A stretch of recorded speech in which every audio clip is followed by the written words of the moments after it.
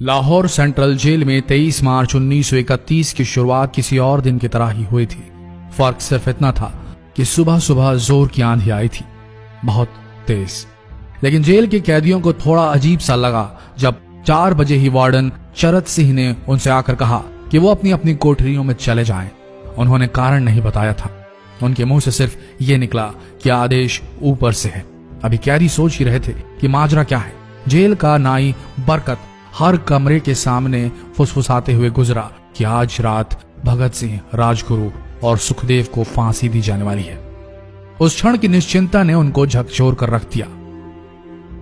कैदियों ने बरकत से मनुहार की कि वो फांसी के बाद भगत सिंह की कोई भी चीज जैसे पेन, कंघा या घड़ी उन्हें ला कर दें ताकि वो अपने पोते पोतियों को बता सकें कि कभी वो भी भगत सिंह के साथ जेल में बंद थे। बरकत भगत सिंह की कोठरी में गया और वहां से उनका पेन और कंघा ले आया। सारे कैदियों में होड़ लग गई कि किसका उस पर अधिकार हो। आखिर में ड्रॉ निकाला गया, लाहौर कॉन्स्पिरेसी केस। अब सब कैदी चुप हो चले थे। उनकी निगाहें उनकी कोठरी से गुजरने वाले रास्ते पर लगी हुई थी। भगत सिंह उनके साथ फांसी पर लटकाए जाने के लिए उसी रास्ते से गुजरने वाले थे। एक बार पहले जब भगत सिंह उसी रास्ते से ले जाए जा रहे थे तो पंजाब कांग्रेस के नेता भीमसेन सच्चर ने आवाज ऊंची कर उनसे पूछा था, आप और आपके साथियों ने लाहौर कॉन्स्पिरेसी केस में अपना बचाव क्यों नहीं किया? भगत सिंह का जवाब था, इनकलाबियों को मरना ही होता है क्योंकि उनके मरने से ही उनका अभियान मजबूत होता है, अदालत में अपील से नहीं। वार्डन चरत सिंह भगत सिंह के खैर ख्वाह थे और अपनी तरफ से जो कुछ बन पड़ता था उनके लिए किया करते थे। उनकी वजह से ही लाहौर की द्वारकादास लाइब्रेरी से भगत सिंह के लिए किताबें निकलकर जेल के अंदर आ पाती थी। भगत सिंह की जेल की जिंदगी काफी कठिन थी। किताबें पढ़ने का शौक हो चला था उन्हें कि एक बार उन्होंने अपने स्कूल के साथी जयदेव कपूर को लिखा था कि वो उनके लिए कार्ल लिब्नेख्त की मिलिट्रिज्म, लेनिन की लेफ्ट विंग कम्युनिज्म और ऑप्टन सिंक्लेयर का उपन्यास द स्पाई कुलबीर के जरिए भिजवाएं। भगत सिंह जेल की कठिन जिंदगी के आदी हो चले थे। उनकी कोठरी नंबर 14 का फर्श पक्का नहीं था, उस पर घास उगी हुई थी। कोठरी में बस इतनी ही जगह थी कि उनका 5 फुट 10 इंच का शरीर बमुश्किल उसमें लेट पाए। भगत सिंह को फांसी दिए जाने से 2 घंटे पहले उनके वकील प्राणनाथ मेहता उनसे मिलने पहुंचे। मेहता ने बाद में लिखा कि भगत सिंह अपनी छोटी सी कोठरी में पिंजड़े में बंद शेर की तरह चक्कर लगा रहे थे। इनकलाब जिंदाबाद। उन्होंने मुस्कुराकर मेहता को स्वागत किया और पूछा कि आप मेरी किताब रिवोल्यूशनरी लेनिन लाए या नहीं। जब मेहता ने उन्हें किताब दी तो वे उसे उसी समय पढ़ने लगे मानो उनके पास अब ज्यादा समय न बचा। मेहता ने उनसे पूछा कि क्या आप देश को कोई संदेश देना चाहेंगे। भगत सिंह ने किताब से अपना मुंह हटाए बगैर कहा, सिर्फ 2 संदेश, साम्राज्यवाद मुर्दाबाद और इनकलाब जिंदाबाद। इसके बाद भगत सिंह ने मेहता से कहा कि वो पंडित नेहरू और सुभाष चंद्र बोस को मेरा धन्यवाद पहुंचा दे जिन्होंने मेरे केस में गहरी रुचि ली थी। भगत सिंह से मिलने के बाद मेहता राजगुरु से मिलने उनकी कोठरी पहुंचे। राजगुरु के अंतिम शब्द थे, हम लोग जल्द मिलेंगे। सुखदेव ने मेहता को याद दिलाया कि वो उनकी मौत के बाद जेलर से वो कैरम बोर्ड ले लें जो उन्होंने उन्हें कुछ महीने पहले दिया था। मेहता के जाने के थोड़ी देर बाद जेल अधिकारियों ने तीनों क्रांतिकारियों को बता दिया कि उनको वक्त से 12 घंटे पहले ही फांसी दी जा रही है। अगले दिन सुबह 6 बजे की बजाय उन्हें उसी शाम 7 बजे फांसी पर चढ़ा दिया जाएगा। भगत सिंह मेहता द्वारा दी गई किताब के कुछ पन्ने ही पढ़ पाए थे। उनके मुंह से निकला, क्या आप मुझे इस किताब का एक अध्याय भी खत्म करने नहीं देंगे? भगत सिंह ने जेल के मुस्लिम सफाई कर्मचारी बेबे से अनुरोध किया कि वो उनके लिए उनको फांसी दिए जाने से 1 दिन पहले शाम को अपने घर से खाना जरूर लाएं। लेकिन बेबे भगत सिंह की इच्छा पूरी नहीं कर सके क्योंकि भगत सिंह को 12 घंटे पहले फांसी देने का फैसला ले लिया गया और बेबे जेल के गेट के अंदर ही नहीं घुस पाए।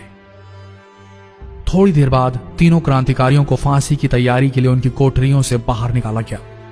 भगत सिंह, राजगुरु और सुखदेव ने अपने हाथ जोड़े और अपना प्रिय आजादी गीत गाने लगे।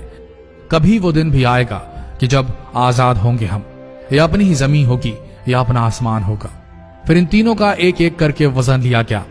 सबके वजन बढ़ गए थे। इन सब से कहा गया कि अपना आखिरी स्नान करें।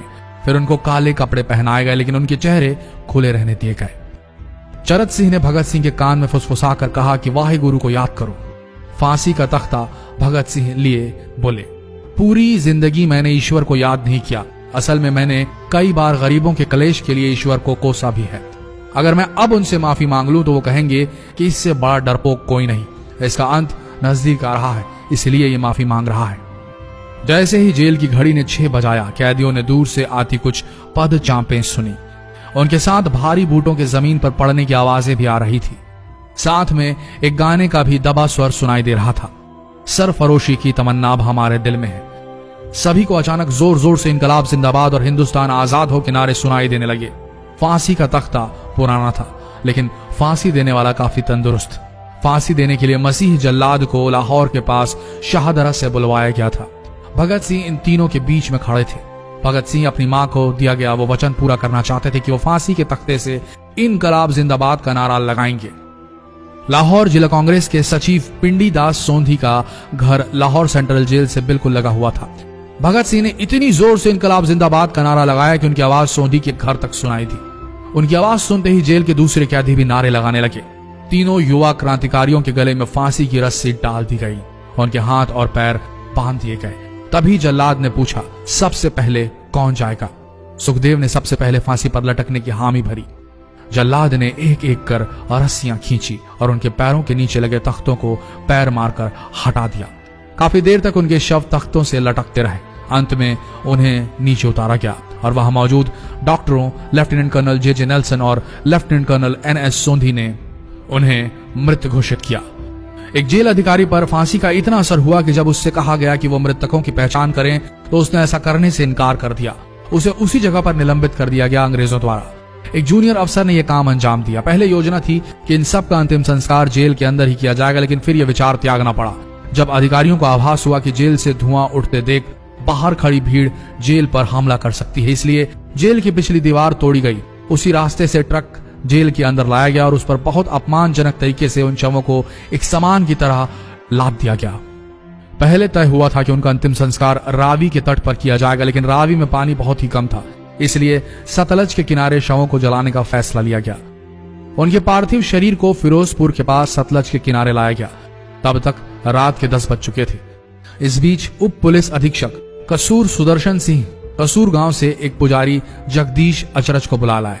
अभी उनमें आग लगाई ही गई थी कि लोगों को इसके बारे में पता चल गया। जैसे ही ब्रितानी सैनिकों ने लोगों को अपनी तरफ आते देखा, वो शवों को वहीं छोड़कर अपने वाहनों की तरफ भागे। सारी रात गांव के लोगों ने उन शवों के चारों ओर पहरा दिया। अगले दिन दोपहर के आसपास जिला मजिस्ट्रेट की दस्तखत के साथ लाहौर के कई इलाकों में नोटिस चिपकाया गया, जिसमें बताया गया कि भगत सिंह, सुखदेव और राजगुरु का सतलज के किनारे हिंदू सिख रीति से अंतिम संस्कार कर दिया गया है। तो ये थे भगत सिंह की जिंदगी के वो 12 आखिरी घंटे। आशा करते हैं इस वीडियो में सुनाई गई ये कहानी आज युवा पीढ़ी के दिलों में मर चुके देशभक्ति को जगाने में कामयाब होंगे। जितना हो सके इस संदेश को पूरे देश में पहुंचाएं।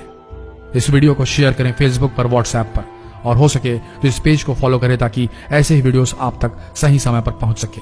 मिलते हैं अगले वीडियो में, तब तक के लिए आप सबका धन्यवाद।